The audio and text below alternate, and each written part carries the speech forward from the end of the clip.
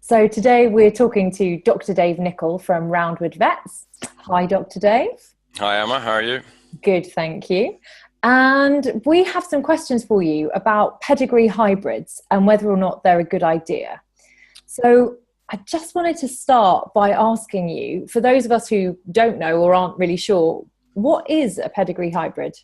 All right, that's a good question. Because it's a slightly weird name, isn't it? Because pedigrees aren't hybrids by definition. Right. So you've got pedigree animals, and then you've got mongrels.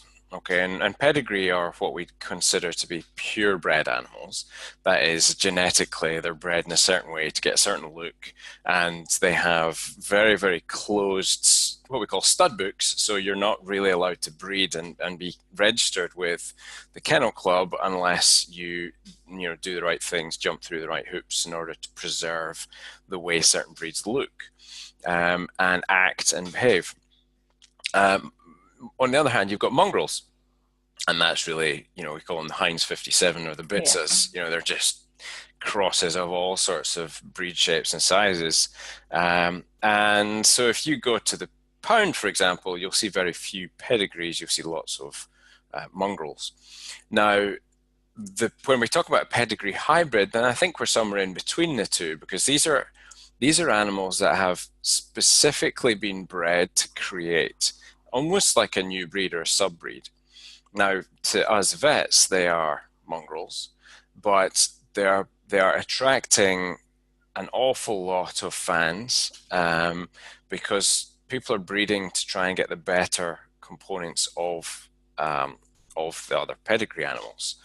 So they're still closely bred, and they're still taken from relatively, I'm going to air quote here and say, clean bloodlines or genetic lines. That's a whole other discussion for another time as to how fair or kind breeding pedigree animals is ethically. But let's just, for the argument's sake, call that a sort of pure bloodline versus a mixed bloodline, which is what a mongrel is. So you've got a step away from that pure bloodline, and you might cross, say, a Cavalier Spaniel with a poodle, and now really what people are doing is just splicing the names like like a J-Lo or a Brangelina. It's the canine equivalent of a Brangelina, right? So you might then have a Cavoodle when you put a Cavalier Spaniel and a together, right? Technically, that is a mongrel. The difference is that these breeds these crosses are becoming highly desirable as pets because they do have some fun traits, and they're attracting a price tag that rivals anything that's happening in the pedigree world, though technically they're not actually pedigree animals. So hybrids are like somewhere between the two, but much closer to pedigree animal than a mongrel. Again, they have a very set of characteristics. So you would recognize a Cavoodle in the street, or a Jug, or a Labradoodle. Versus most people to the trained eye, although a lot of vets, like one of my favorite games is guessing the cross of the dog, when it's a mongrel, that's most people to the untrained eye probably aren't going to get very accurate with that. But as a vet, you can usually pick out most of what's going on in a crossbreed. So, but with a hybrid pedigree, it's usually pretty easy. They're very regimented, and they look very much the same. Okay. So, big question, really. What are the advantages of having a pedigree hybrid, say, either over pedigree or indeed just over a mongrel? Well, I mean, theoretically, anything where you are introducing what we call genetic diversity, so you're taking purebred lines. The problem with pedigree animals is basically they are incredibly inbred. And so for us to have an animal that looks like a bulldog, for example, and I don't particularly want to single any animals out, but bulldogs really have some major health issues that ethically call into question whether or not we should be breeding animals like that. Right. Specifically for a look. And really it's a vanity look. Like if you like a pedigree animal, it's for a look. Sometimes it's for a behavior trait, and it can be because of a work ethic or some other desirable characteristic. You're looking to breed for a desirable characteristic.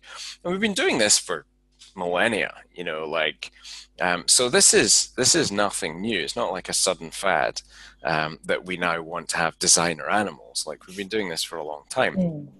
That doesn't necessarily make it right. And so one of the disadvantages of a pedigree animal is that you do get much higher incidences of predictable disease. So bulldogs, for example, have an airway that would be as narrow as this pencil in an animal that, so that's how narrow a cat's airway would be in an animal that can weigh 5-6 times what a cat would be. So you'd expect the airway to, you know, in an otherwise that size dog to be this wide. You can imagine breathing through a straw for all of your life and then having all of this like soft tissue, that like a really big flappy like soft palate wobbling around the back of your throat. And that's why you can hear them coming from 3 blocks away, especially in the summer months where they're like, they just can't breathe. And then they've got their noses squashed up. And so that's the disadvantage of a pedigree animal, is they can look great. And you know, we, even as vets, all have our favorite breeds. Like I'm a big fan of Labradors, for example. But so we are still human, but it's still a challenge with pedigree animals as to ethically whether it's the right thing to do or not. But that's not the argument we're in today. That's not the question you asked. But it is one of the advantages of a pedigree hybrid, is anytime you introduce some genetic diversity. So if you take a Cavalier Spaniel, for example, and you cross that with a poodle, then you're less likely to get the negative traits of both. Okay. Unfortunately, both breeds are quite prone to heart disease. So you're picking and mixing from a still an incredibly small genetic pool. So it doesn't confer too many advantages from a genetic point of view. I think what seems to be from the exam room and from working with lots of these animals, what we start to see is people are actually, like, there are some wonderful little breeds. Like a Cavoodle is a brilliant little dog. They are a lot of fun. They're wonderful to have around children. And they're just, you know, the sweetest, friendliest little things. Now, of course, you know, a lot of that is down to socialization, but it's still, they're much easier to socialize and great to have as family pets. So I guess because they're still very close to the pedigree, there's a predictability about behavior patterns, and there's still a predictability about disease patterns, and to a degree about size as well. Like that can all be quite good from your point of view as a pet owner. Beyond that, although in theory they should have less disease, I think we are still too early in the emergence of these breeds, new breeds. Let's invert comma that again, air quote that, to really know whether there's any major health advantage to having them or not. Like, they've probably only been around in significant numbers for the last 5 years. So maybe 7 years. So, you know, there are some older than that, but let's just see what happens with that population of animals as they get to 12, 13, 14, 15 years of age. And then we'll be in a better position to say whether there's actually a health advantage for those guys or not, because they still have a few issues going on, but they should technically have fewer. So. Okay. So in that case, so the main advantage out of all of that is the genetic diversity, and we'll see in a few years how that first generation of animals do. Well, I think it's the ability to choose based on characteristics as well. So as I say, like with the Cavaliers or the Cavoodles, you're probably going to get a dog that's very good to have around. It's a good family dog. Yeah. You know, the things like a Labradoodle or Groodles, you are just yeah, right, exactly. So you've got golden retrievers and poodles, and you've got Labradors and poodles. Of course.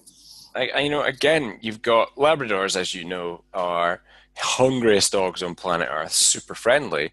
Poodles are kind of smart, so you basically bred a dog that can rob you of all the food in your house, you know, without like in your cupboard, something like that. Not quite, I'm joking, but you know, it's a smarter dog than all. Labradors are fun, but they're kind of like the clumsy, crazy, you know, not so bright, like cousin that comes to stay, who's awfully good fun, but you know, like you just know you're in for some form of calamity. Like Labradors are great. I just love them to bits. So I'm not dissing Labradors here. But you put a Labrador's energy with a Poodle's smarts, or a Poodle's, you just slightly damp down that energy and you get an animal that's just a slightly easier to deal with, but Mm. still with those loving traits. That's the sort of thing you can start to get some advantage from going hybrid pedigree. Cool. Okay, so are there disadvantages? And if so, what are they? The price tag. I mean, you're paying a pedigree price tag for a mongrel animal. So if you don't mind doing that, then that's entirely up to you. So that's not judgment from you, but it's definitely a downside. I honestly think the other big disadvantage, and this is speaking as somebody who looks after a lot of animals, and the one thing that breaks everybody's hearts is to see pounds full of dogs that can't get homes because, and they'd be great dogs because we're breeding animals to our whim. And I honestly think that's a little bit of a blight on our society. Like we let our whim rule over maybe the better decision for the animals. So, Mm. animals are cast asunder or bred and aren't wanted. They end up in the pound, and a lot of effort goes in to try and rehome those animals, but a large number of them are euthanized. So I feel like whilst we've just expanded the pedigree market, really, you're still going to buy these dogs from breeders. Often they're going to be puppy farmed. So in fact, there are fewer controls on a non-registered breed, like a hybrid breed, where anybody can just do that. Okay, it's not they don't have to get kennel club registration, they don't have to get testing or anything like that done. Um, and so there's a lot of farmed animals, puppies that are being bred as hybrids. And I think that's sad. Like puppy farms are pretty horrible places, particularly for the mother parent, the parent animals. Um, and the knock-on effect is that there's fewer purchasers for the dogs that are in pounds. And so there's more of those guys will be euthanized. And so I think that's a pretty major disadvantage from an ethical Mm. point of view. Would I have a dog of that nature? Personally, no, I wouldn't, because I would want to rescue, and as for me, I would want to rescue like one of the old crusty ones from the pound that have no hope and fix them up. And because those guys are in pain, they've got dental disease, they've got heart disease, they've got arthritis, they've got cancers. Nobody wants them at all because they're a liability. So, that's the dog that I would go for. And probably, like vets' homes are just full of absolutely wrecked animals that we just don't have the heart to do anything but look after. Um, so yeah, it's not for me. But I think that's probably your major disadvantage. Is just careful where you get them from, and just know that if your home has one of those guys, a hybrid or a pedigree hybrid in there, then that's one dog in a pound that doesn't have a home. Yeah, oh, that is a sad thought. So on a different note, what is your kind of personal experience working with hybrid pedigrees? So obviously you were saying they're relatively new emergence. So have you dealt with a lot of them? Oh yeah, I mean, when I say relatively new, we're still talking, probably. I mean, it probably isn't far away from a decade. They're Okay. becoming much more mainstream in the last 5 years. But for example, I first started seeing cavoodles when I went to Australia, and that was in 2009. So that's like 9 years ago. Um, and I think, they've become much more popular. Britain's been more obsessed with pedigree animals. Mm. It was staffies for one time. Now it's tending to be Frenchies. And these trends, I think, are uncomfortable things. Like, to have a dog to be fashionable. A lot of these dogs have problems, so you have to be smart when you're choosing a dog. But yeah, we see lots of them. We look after lots of them. And again, the dogs you see in veterinary practices are the ones who are more likely to have problems. So we don't see the dogs that are from the pound, the hairy mongrels. They come in for their once a year shots, and they need a couple of teeth cleanings. By and large, they're bomb proof. Um, it's the combinations or the the pedigrees that you tend to see an awful lot more with much more predictable disease. So if the question is like what sorts of problems we see, well, it just depends on the parents or the family that they came from. But for example, like we know that golden retrievers suffer from lots of inflammatory bowel disease and hip dysplasia, and we know that poodles get like ear problems because of all that fluffy hair down there. And also suffer with allergic skin disease. So you put those two breeds together and you might hope to eliminate those, but actually I've met an awful lot of good old Groodles and Labradoodles that do have allergic skin disease. And that's nothing to do with diet, it's everything to do with environmental allergens and just their immune systems react, or they overreact to normal everyday things that they just perceive to be a threat, and so they flare up, and that looks like itchy skin, red ears, chewing at feet, that kind of thing. We still see heart murmurs in Cavaliers and Poodles, so the Cavoodle crosses, we see those. We still see orthopedic disease in Jugs, so that's like a Jack Russell and a pug, and that's that. I mean, they can just be so much fun as well, but yeah, you still see those diseases. So I've not witnessed any particular reduction in disease in those guys that I've treated. I would say that, yeah, I wouldn't add any comment to say that, you know, again, I think we need to wait for another 5 to 10 years to be able to say whether they're, you know, we'll start seeing them pop up in training programs and vet schools saying, you know, they're having these diseases much more frequently or less frequently. But I don't know that just yet. Is there anything else you want to add? If you're somebody who's thinking about getting a new dog or another dog, what would your kind of overriding advice be for them on this subject? Well, I mean, I think do your homework, first of all. I mean, there are always, you know, always think about there's 4 areas to really be considering when you're choosing an animal. And I think the first one is how much time do you have to dedicate to caring for that dog or cat? How much money do you have to dedicating for that animal? You know, big dog is going to cost you a lot more in food bills. That's your big cost. And by far, that's the biggest cost you'll have as a pet owner. It's not veterinary bills.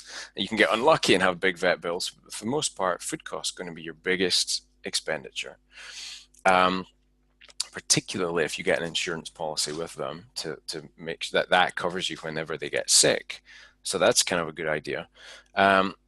So there's the financial element. There's your time, as I said, like again, there are certain breeds going to need a lot more walking. Like if you get a Labrador or a Labradoodle, you know, Labradoodles are slightly less active, but you know, you get a Labrador or a working dog, you're going to have to invest a lot of time and energy in exercising and entertaining that animal. Versus you get actually a Great Dane. They're some of the laziest dogs and will sleep all day long. Same with greyhounds. You know, everyone thinks greyhounds are racing animals, but a greyhound will sleep more than a cat given the opportunity. You know, so those dogs actually can be very good if you don't have a massive amount of time for exercise or energy. Like exercise just isn't high on their list. So I think you do your breed research, and this still applies if you're getting a hybrid.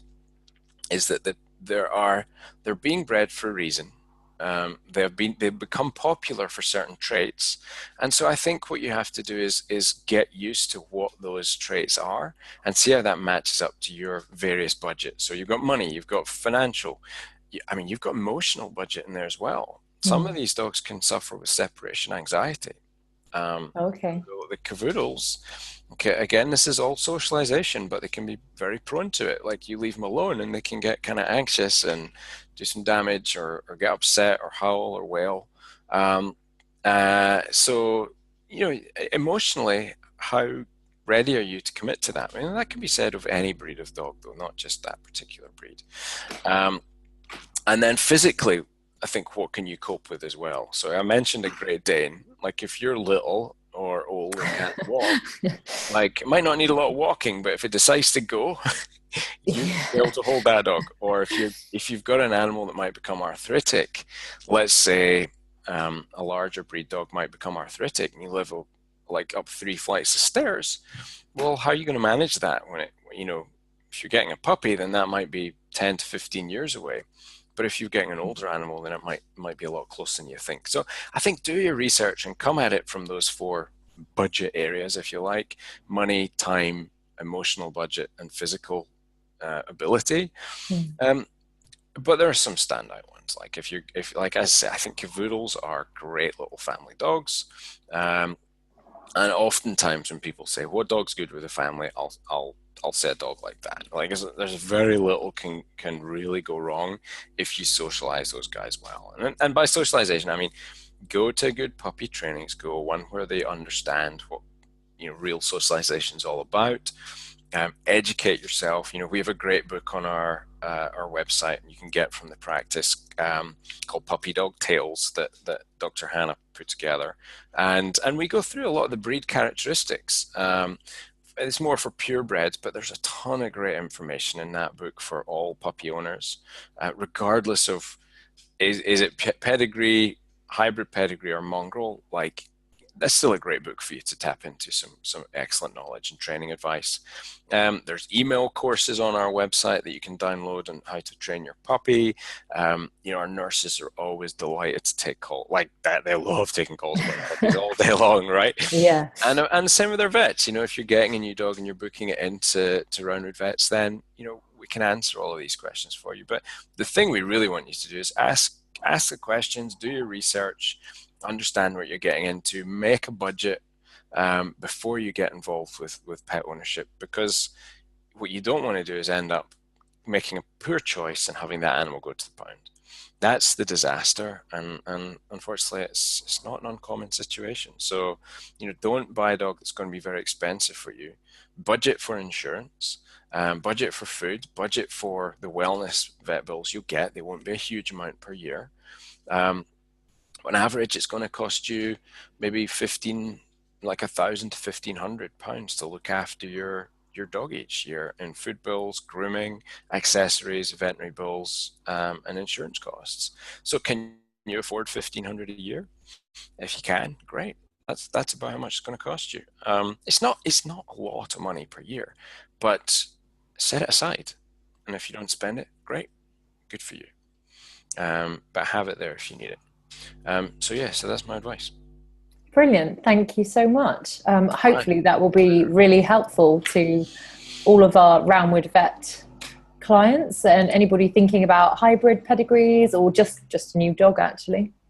Definitely. Heads up, we're always happy to send out a free copy of that book to you guys. Good to talk. Have a nice afternoon.